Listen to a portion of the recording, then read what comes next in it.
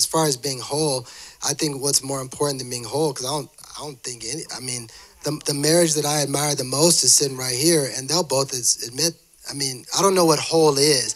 I think to me, it's more about being self-aware of where you're not whole, where your gaps are, and being willing to acknowledge that. But to say I need to be whole before I get married, you're gonna be waiting a long time. Um, and even in the, like Derek said, in the I mean, even in the midst of marriage, you realize I'm really not as whole as I thought I was, so you're never really whole. I mean, we're always striving, learning. But to me, I think what's important in communication is being willing to acknowledge your deficiencies, where you're not whole. We've had many a discussion where mom has admonished maybe dad because that's where I get my frowny eyes from, or my temper, or you just know where your shortcomings are, where you tend to overreact. And to me, as you get mature into your marriage, you realize you let your wife or your spouse check. You let God check you, like He said, die daily, die to yourself.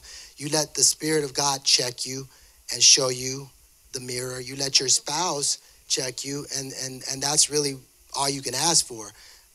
I'm not whole. I've been married for 18 years, and there's still a lot of stuff that I wish I was better to give her, but I'm still growing. As long as I'm still striving, and then she realizes where my shortcomings are, and vice versa. I love her anyway. So, and that same reflection is to God.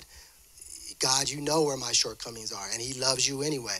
And so to me, it's about being self-aware, being willing to acknowledge where you're not whole and continue to strive for it, and then not holding your spouse hostage to that more than anything. And then as far as love goes, loving yourself, if you can't love yourself, love is respect. The question before that was, what's more important, love or respect? There is no love without respect. If you don't respect yourself, if you don't love yourself, you can never receive love from anybody, from God, from your spouse, from your parents. You'll just be an empty bucket forever and ever and ever. So